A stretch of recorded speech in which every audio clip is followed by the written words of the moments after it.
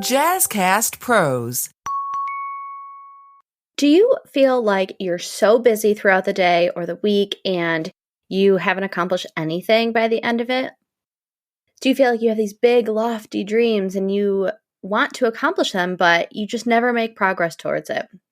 In today's episode, we're going to talk about the two types of goals that are imperative for you to get to where you want to be and stay motivated along the way. Goal setting is talked about a lot, but I think that we can get really specific with these two types of goals, and you're going to start to achieve what you want to do faster than ever. Welcome to High Vibe Table Talks, the podcast to help you, the cautiously ambitious woman, remove mental barriers and take action now so that you can achieve your high vibe desires. I'm Rashawn, your high vibe curator, cheerleader, and accountability partner. As a wife, a mother, and an entrepreneur who recently quit my job to follow my dreams, I understand why you may be hesitant to throw caution to the wind and take that leap. In Season 4, we're focused on tactics. We're focused on feeling like you can leave the episode and implement the things that you learned from either myself and what I'm talking about or my guests and really run with them that day. So that's what we're focused on in Season 4. It's all about the tactical. And so this is something that a lot of people struggle with because I think that it's two sides of the same coin and you need to have both in harmony to get to where you want to be. And that is goal setting. Goal setting has been talked about in so many different ways. And you're kind of like, okay, I get it. Goal setting. I know how to set goals. But there's a lot of times that you set a goal and either like there's not the motivation, there's not the systems. In Atomic Habits, James Clear talks a lot about, like, this one quote is really good and it kind of speaks to this. It says, "You do not rise to the level of your goals, you fall to the level of your systems." And so as we're talking about goals, I think that there are two types that you need to get super clear on. And you tap into each of them differently throughout the day and throughout the week, but they're very important to have both. Like, you can have a goal, but it needs to be broken out into these two parts for you to really see action on it. And this is how I set up my goals, is I have outcome goals and I have activity goals. There's a reason why I think you need to have both, because you can have this vision of, okay, I want to sign 2 clients this month. That's like the outcome goal. And then you can sit there and wish, I want 2 new clients. I want 2 new clients. That's not going to get you anywhere. I spoke many times on the Amanda Frances quote, "Bow your head and move your feet." While that is kind of about like keeping the faith, but like having the outcome goal, I talk a lot also about like a North Star goal. The North Star goals are a little bit bigger than I want to sign 2 clients this month. It's like, okay, I want to buy a bigger house, or I want to take my family on vacation, or I want to be able to afford to quit my job, or I want to run a marathon. Those are all like outcome oriented. And those are important. You have to have activity goals as well. The biggest reason I think you have to have both is because you only have control over one. You only have control over your activity. You don't have control over how outcomes are going to happen. Like, you don't have control of exactly what 2 clients you're going to sign. You have control of the prospect, your funnel of who you reach out to, how many things that you do, the activity that you take, but you have no control of exactly who's going to be that client that is going to sign. And that is partially why it's so important to have both, is because like if you just sit there and like wish and wish and wish for your outcome goal, that's not going to happen. So I want to first focus on the activity goals and why they're important and like how to do them well. Because I've learned a lot, I talk a lot about like cold calling, and I use like my sales process as examples in a lot of this. Because again, like I had no control over what dealerships, when I was selling to car dealers, were going to sign contracts. I only had control of my outreach. And part of it is, I heard this quote a while ago think it was from the Grow the Show podcast, but what can you do at your worst? What's your activity that you can do at your worst? I don't think you want to set up an activity goal that is like, when I'm feeling my best, this is what I'm going to hit, because we're human and we're living human lives. And like this week, kids are off for break and there's holidays, and you don't want to like automatically create shame around your goal if you don't hit it, because this isn't your ideal week. And that's always going to happen. For instance, like right now I have a goal to reach out to 35 new people on LinkedIn every week. And there are some days where I do like 20 in like 2 hours. So I really have to do 2 days worth of work, 4 hours actually worth of work to hit that goal.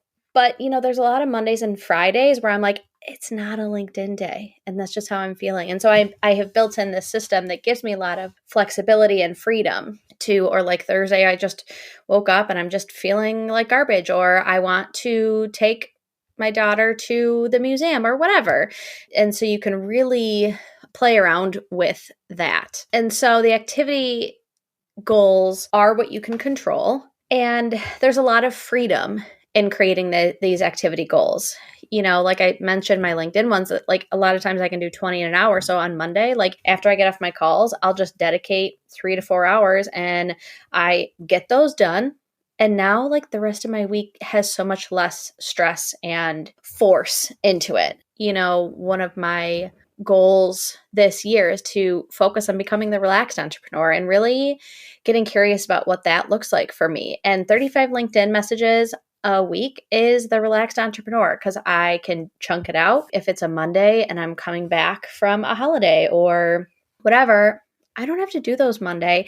And I don't have to feel this pressure of I'm not doing enough, because I have this goal and I know what it looks like. When you're focused on the outcome goal, like I want to sign 2 clients this month, it's like I haven't done enough today because I haven't reached that outcome. And so there's 2 ways you can kind of falter when you're solely focused on the outcome goal.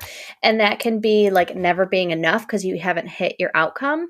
And the other way that you can falter is if you're like dipping your toe into all these activities. Like today I'm going to send a couple LinkedIn messages, and then tomorrow I'm going to try to do all this, create this content for Instagram. And then I'm going to cold call people, and then I'm going to like knock on door to door. And then I'm going to, and you don't play out that activity far enough to know whether it's working or not, because you're only focused on, has this little bit of activity get me my result? No, let me switch to this, because you're solely outcome focused, not activity focused. And that also doesn't align with, again, becoming the relaxed entrepreneur. So in the beginning, when I talked about, at the end of a day, or a week, you're like, I was so busy and I have no idea what I did. It's because I think we lose sight of the importance of each of our activities and being really intentional with our activities. 35 LinkedIn messages. I know that I accomplished that, so I can check that off and I can think, okay, this is what I did today. This is what I did this week. And this is the activity I did towards my goal.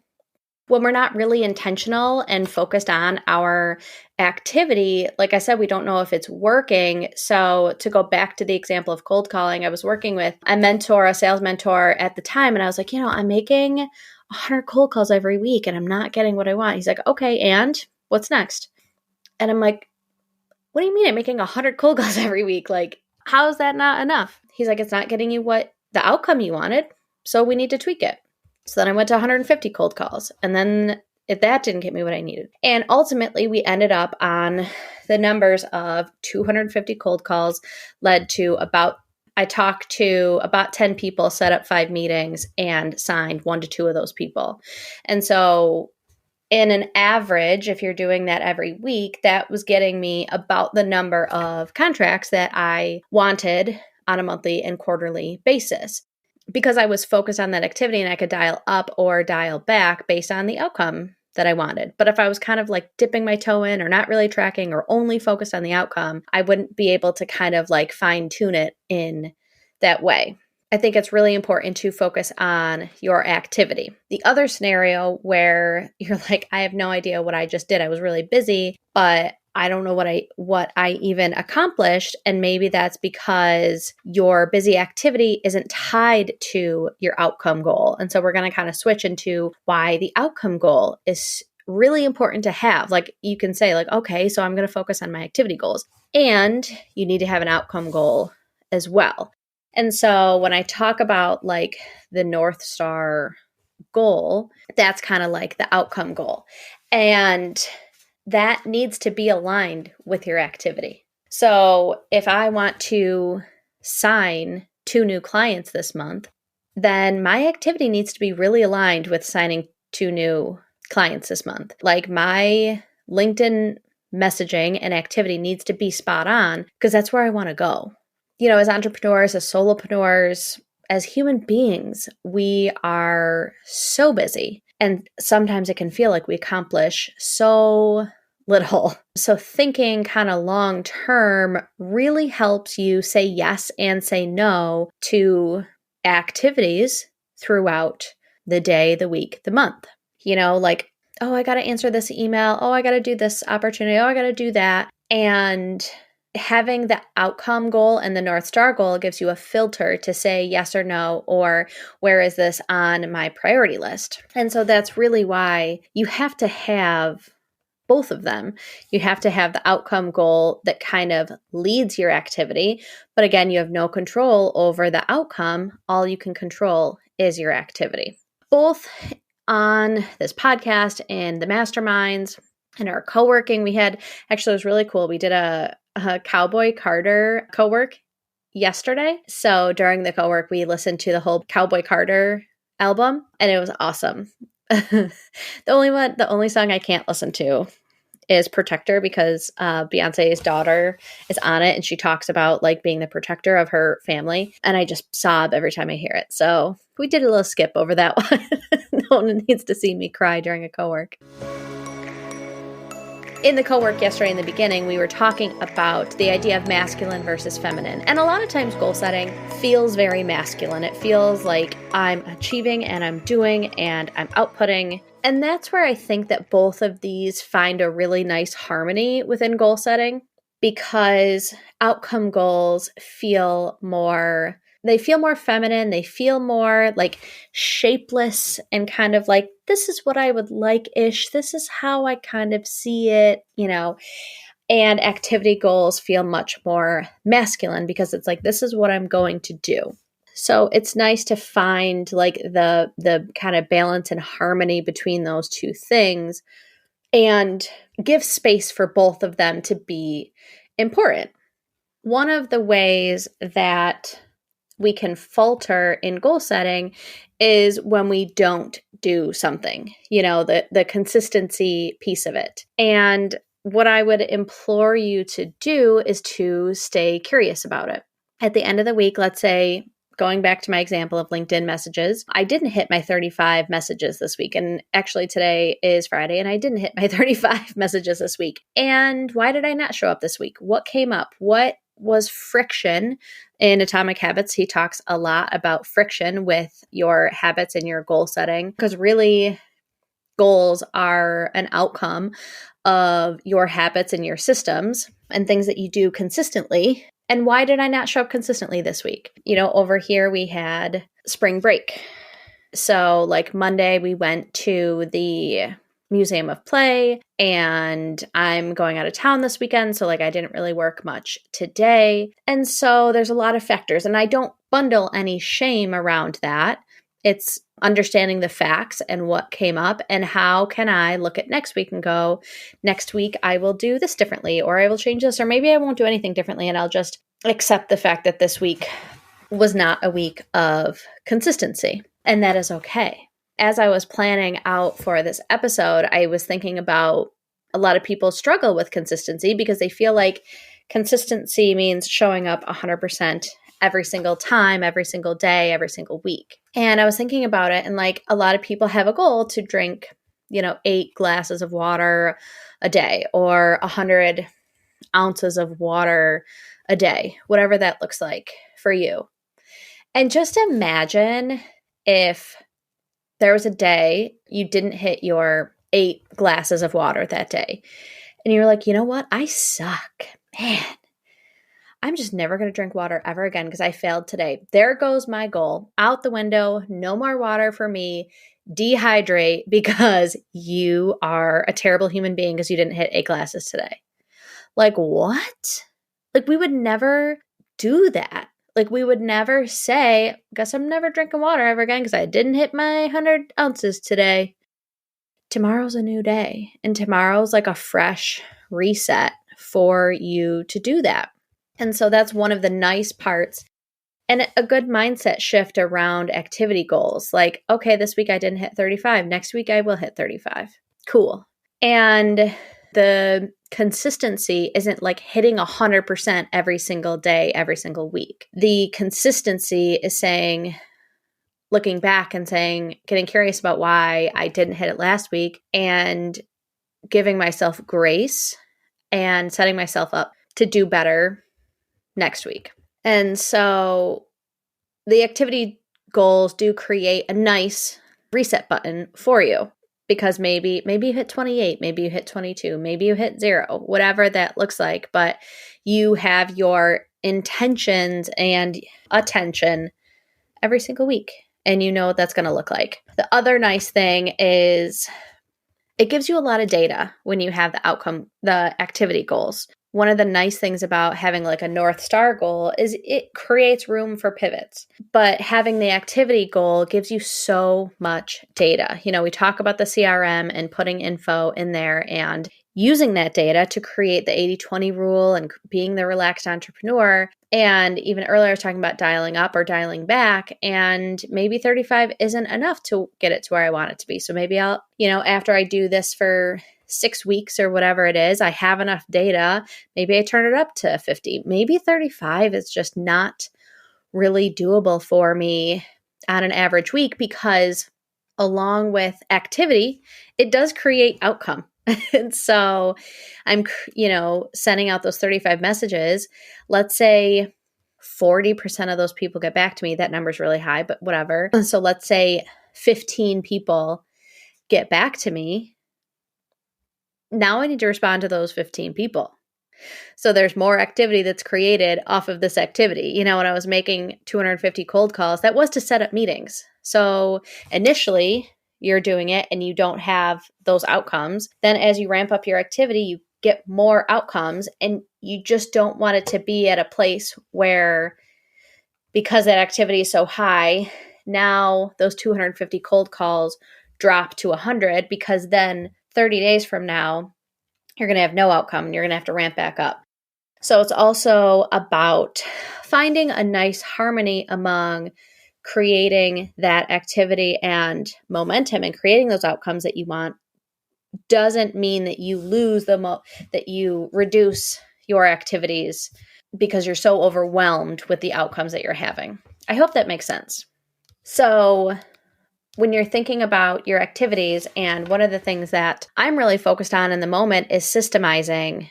Is that the right? Systemizing? I wrote systematizing, but I think it's systemizing. Your activities. It's not going to feel like super fluid initially, but you want to get to the point where your mind is not the friction around doing those activities. I actually interviewed this woman, Selena, and we talked about activities. We talked about systems, creating systems, whether you're building your business on the side all the way to you've been in business for 20 years. And I think it's such a great conversation because it's so important to figure out how to take yourself out of the business and have systems in place. And that is really deeply rooted in these activity goals. Like, how can you systemize it? And so thinking about how to kind of set it and forget it with these activities, again, once you figured out what the secret sauce kind of is.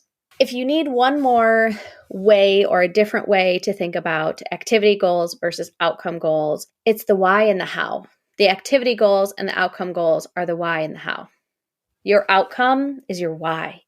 That's why you're grinding. That's why you're making those calls. That's why you're being uncomfortable every week. That's why you're putting yourself out there because that's the end goal that you want. The how is the activity. How are you going to get there? How are you going to run that marathon? How are you going to sign those clients? And we do get caught up. Mike Dooley talks about the cursed hows. And that's why you don't want to put shame around your activity goals. It's curiosity and consistency, but there still needs to be some intention around the how. How are you getting to your why? So if you have some free time, I would love for you to sit down and think about what are your outcome goals? Where do you want to be 9, 12, 18, 24 months from now? And then what can you do today to get there? Bring some intention to those activity goals and share those with me. I would love to connect on Instagram and or Threads and hear what you think about this episode. Did you take anything away from it? I would love to hear what your activity goals that you're currently using are. What are your outcome goals? I love talking big dreams and big visions and audacious goals. So yeah, let me know what they are. I hope this was very helpful and thank you for listening. And remember that big dreams and small steps will transform your life.